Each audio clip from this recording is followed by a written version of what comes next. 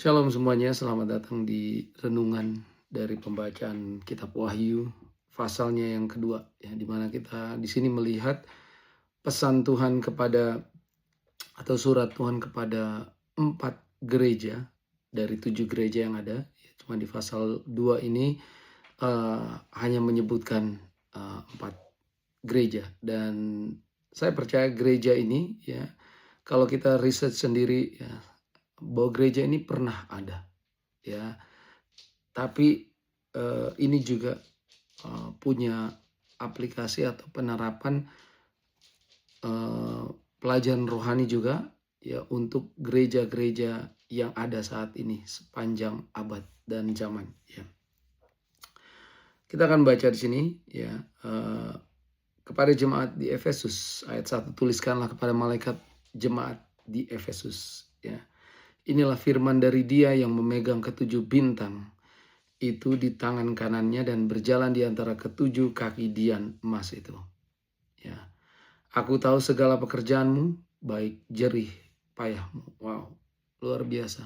Ingat, Tuhan berjalan atau ada di tengah-tengah ketujuh gerejanya. Ya, bahkan Dia tahu segala pekerjaan jemaat di Efesus. Ya, jerih payahmu maupun ketekunanmu. Aku tahu bahwa engkau tidak dapat sabar terhadap orang-orang jahat. Ini luar biasa, ya.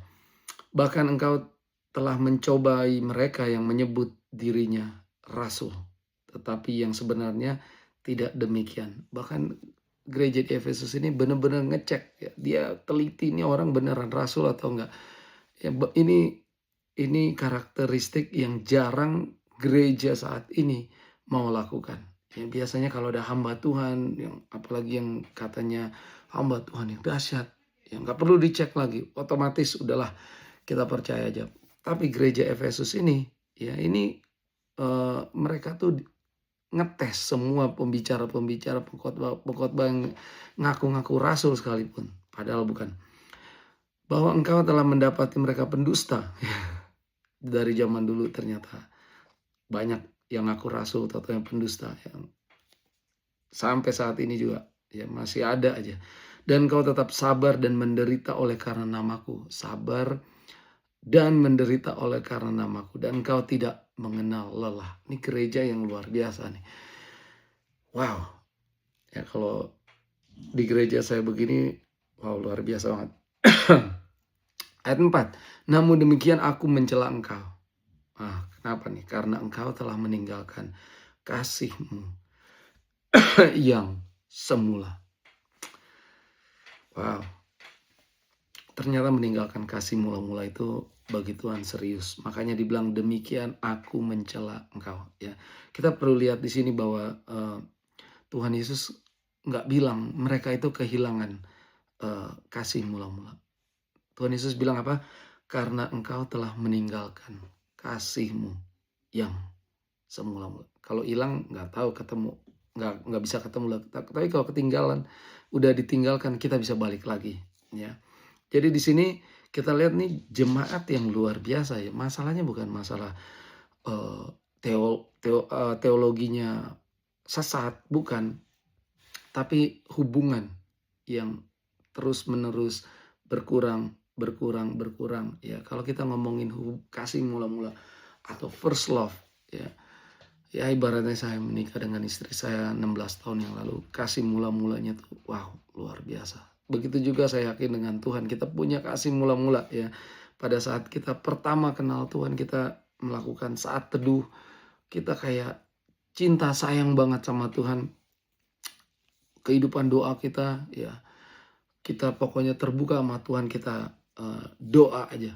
Ya, kita seneng doa, baca firman, wah, kita seneng banget, ya. Ngomongin tentang Tuhan Yesus nggak ada berhentinya, melayani Tuhan dengan sukacita. Ya, tapi seiring waktu berjalan, mungkin udah bertahun-tahun, kasih mula-mula itu pelan-pelan, ya. Mungkin pelayanan tetap aktif, ya, tapi cinta sama Tuhan Yesus secara pribadi, ya, udah mulai berkurang, nggak sedalam dulu lagi, ya. Kadang kita kasih sama Tuhan, ya, sisa-sisanya, ya. Dan kita harus tetap menjaga kasih mula-mula ini. Dan luar biasa ya, kita lihat sini Tuhan itu melihat sekalipun aktivitas kita luar biasa sibuk, kita nggak kenal lelah pelayanan di gereja, wow luar biasa. Tapi Tuhan perhatikan. Dan ada di sini seperti jemaat Efesus yang Tuhan cela. Ya saya yakin contoh gereja-gereja, 4 gereja ini bisa menjadi bisa membuat kita cek di mana posisi kita, di gereja mana kita saat ini ya. Ayat 5, sebab itu ingatlah betapa dalamnya engkau telah jatuh.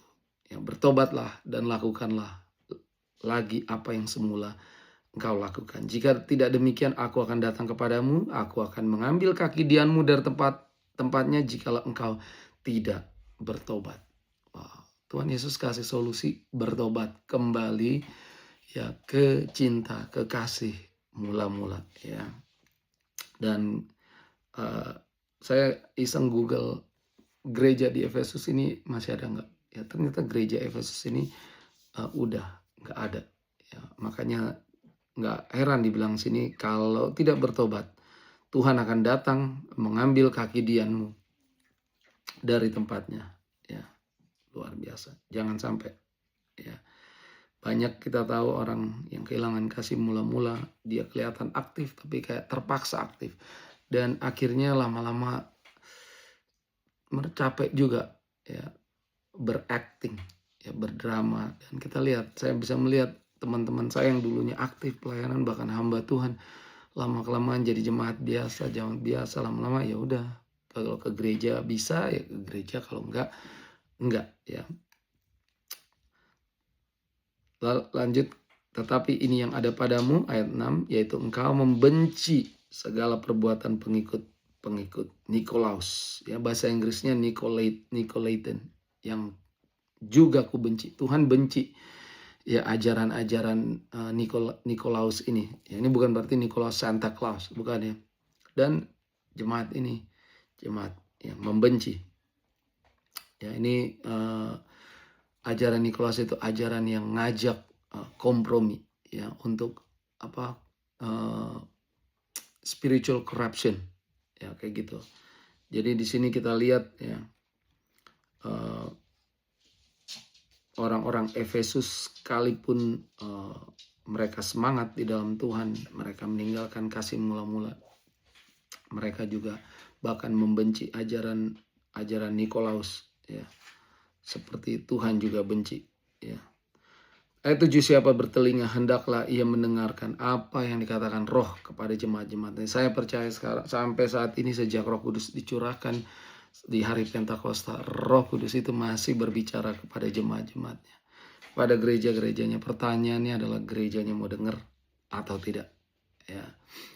Barang siapa menang, dia akan kuberikan makan dari pohon kehidupan yang ada di Taman Firdaus Allah. Masih ingat pohon kehidupan ini dilarang untuk disentuh oleh Adam dan Hawa setelah jatuh dalam dosa, dan tamannya disegel oleh malaikat Tuhan berpedang ya, supaya Adam dan Hawa tidak mengambil dan memakannya.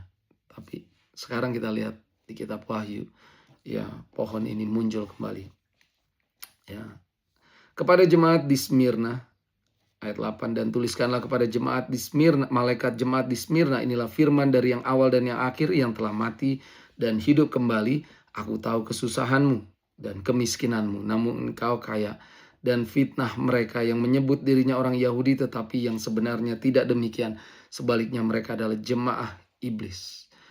Ya, wow, luar biasa. Dibilang Tuhan tahu kesusahan dan kemiskinanmu.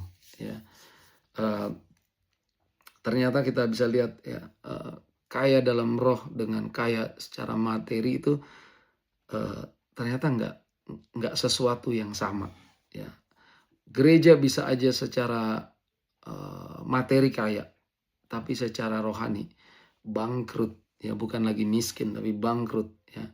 Dan gereja juga bisa aja secara materi itu miskin, tetapi secara rohani wow berlimpah ya. Inilah cara Tuhan mengukur.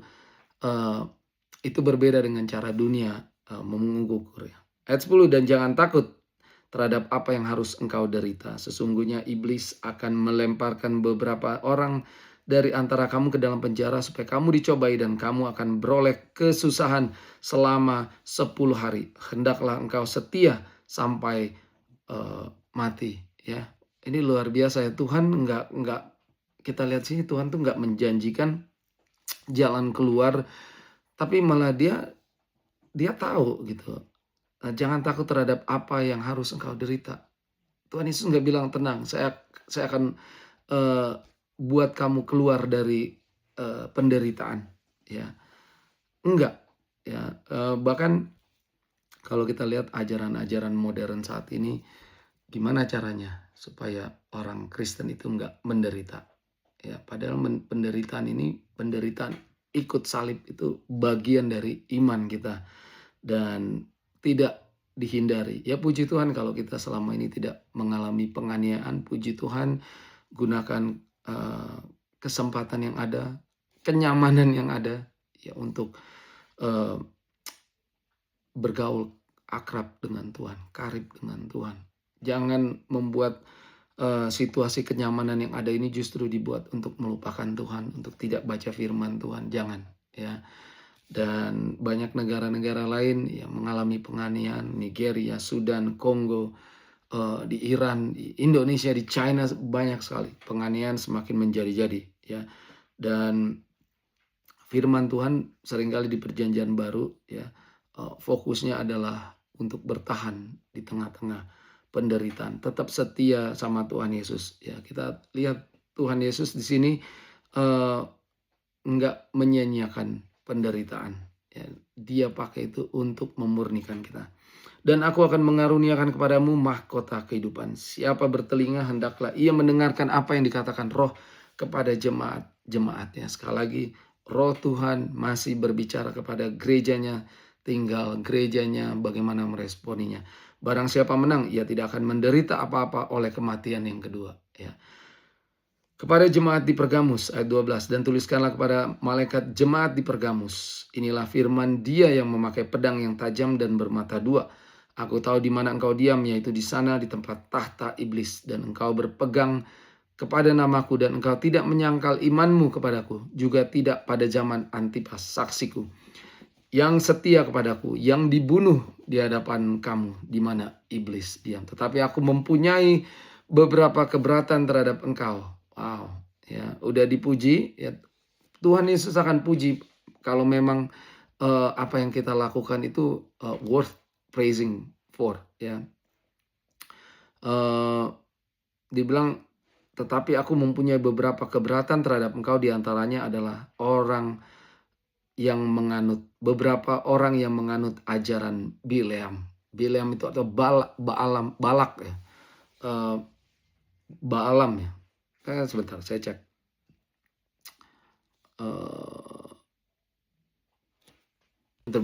Balaam kalau bahasa Inggrisnya ya, di bilangan 22 ya.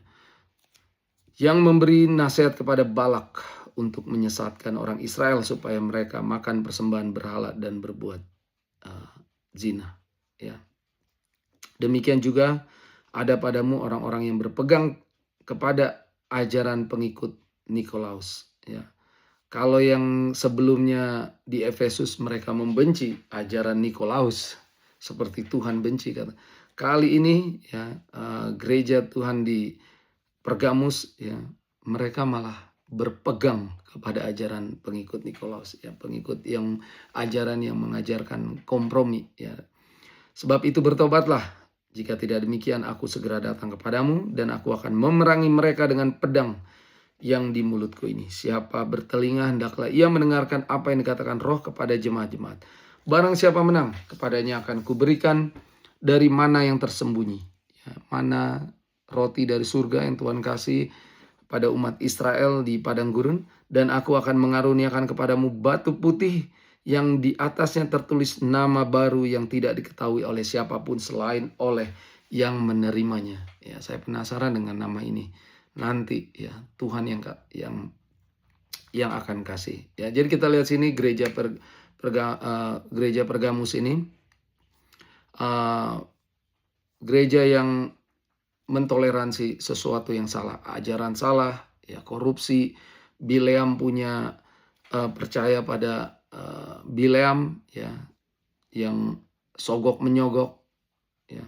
Padahal gereja itu harusnya kudus dan tidak kompromi, berfondasi pada kebenaran. Ya. Kepada jemaat di Tiatira, ayat 18, dan tuliskanlah kepada malaikat jemaat di Tiatira, inilah firman Anak Allah, yang matanya bagaikan nyala api dan kakinya bagaikan tembaga. Ya. Wow. Jadi kita lihat ya, matanya bagaikan nyala api, kakinya bagaikan tembaga. Ya. Saya percaya Tuhan Yesus kalau melihat matanya nyala api, ya, dan dia ada di tengah-tengah gerejanya, Tuhan Yesus tahu. Ya, nggak ada yang tersembunyi di hadapan Tuhan. Ya, dia melihat jauh ke dalam daripada cuman yang kelihatan di luar. Aku tahu segala pekerjaanmu, baik kasihmu maupun imanmu, baik pelayananmu maupun ketekunanmu. Aku tahu bahwa pekerjaanmu yang terakhir lebih banyak daripada yang pertama.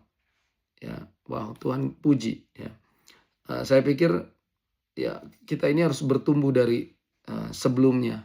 Ya, iman kita ini harus bertumbuh, pelayanan kita juga harus bertumbuh dari waktu yang sebelum-sebelumnya. Ya, dan ini harus terus terjadi di dalam kehidupan kita sebagai orang Kristen. Tetapi aku mencela engkau, ayat 20, karena engkau membiarkan wanita Isabel yang menyebut dirinya nabiah.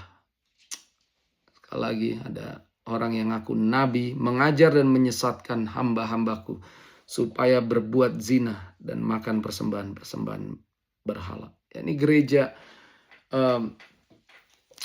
yang mengizinkan wanita namanya Isabel yang ngajar dan menyebut dirinya nabi. Kalau di Efesus semua dicek apakah rasul atau enggak. Banyak ternyata mereka pendusta. Tapi gereja di Tiatira enggak ngecek. Dan banyak sekali gereja saat ini enggak pernah ngecek. Yang penting dia udah nabi, ya udah percaya aja. Ya rasul percaya aja, pendeta percaya aja. Ya. Kita harus jadi jemaat seperti jemaat di Berea. Ya. Rasul Paulus lagi khotbah, mereka ngecek apakah yang diomongin Rasul Paulus itu sesuai dengan firman Tuhan atau enggak. Ya. Ini dah ya. Ayat 21, dan aku telah memberikan dia waktu untuk bertobat, tetapi dia tidak mau bertobat. Ya, wow, ini luar biasa Tuhan kita ini. Bahkan pengajar-pengajar sesat aja dikasih kesempatan untuk bertobat. Ya, penghakiman itu, murka Tuhan itu nggak pernah menjadi respon Tuhan yang pertama. Begitu ada yang kayak gini menyesat, ajaran sesat, Tuhan nggak kirim kilat, ya, geledek untuk nyamber dia mati. Ya, Tuhan mau setiap orang itu bertobat. Ya, Tuhan nggak suka bahkan kematian orang fasik aja, ya, Tuhan nggak berkenan. Luar biasa Tuhan kita ini, panjang sabar, ya, penuh kasih sayang. Ya. Ayat 22, lihatlah aku akan melemparkan dia ke atas ranjang orang sakit dan mereka akan berbuat zina dengan dia, akan kulemparkan ke dalam kesukaran besar jika mereka tidak bertobat dari perbuatan-perbuatan perempuan itu, dan anak-anaknya akan kumatikan. Wih, luar biasa Tuhan Yesus kita ini. Ya, dia Tuhan yang panjang sabar, Tuhan yang penuh kasih sayang, tapi dia juga Tuhan yang kudus, yang tidak bisa toleransi dengan dosa. Dan semua jemaat akan mengetahuinya bahwa akulah yang menguji batin dan hati orang. Ya, saya nggak bisa, manusia nggak bisa menguji batin dan hati orang, tapi Tuhan tahu. Dan bahwa aku akan membalas kepadamu setiap orang menurut perbuatannya. Ya, pembalasan itu punyanya Tuhan. Kalau nggak dibalas sekarang, nanti. Ya. Brownie. Sorry, ada anjing saya.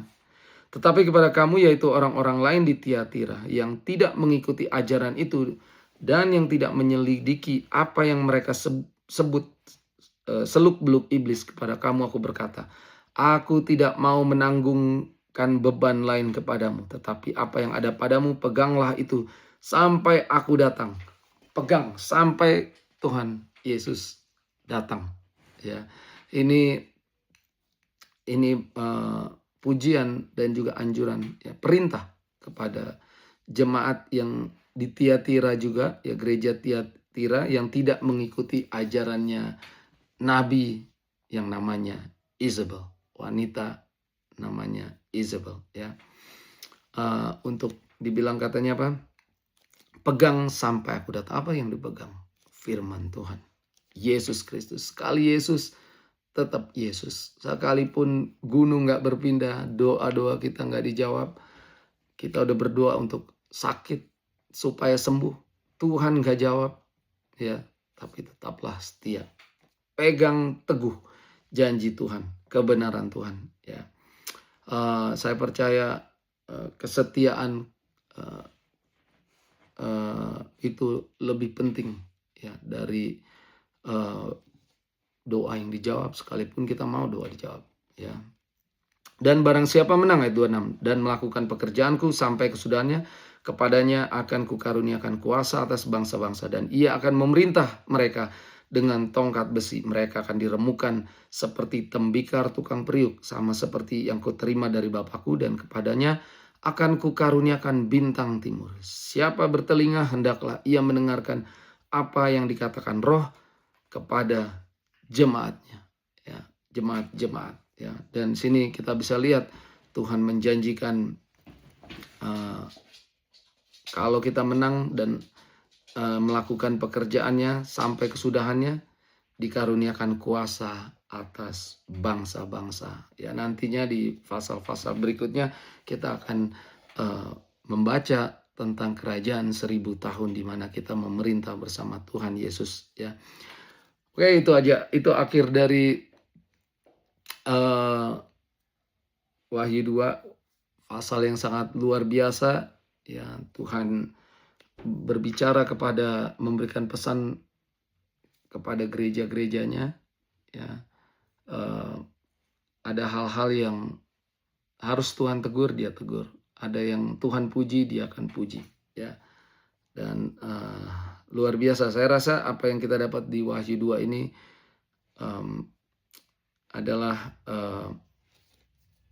Tuhan Yesus itu lebih peduli tentang kondisi rohani kita, ya, daripada berapa besar gereja kita, reputasi gereja kita, pengaruh gereja, bahkan aktivitas-aktivitas gereja, ya. Dia yang akan menguji kasih kita, kekudusan kita, kebenaran kita, kesetiaan kita, keteguhan kita dalam mengikut Tuhan Yesus. Tuhan berkati.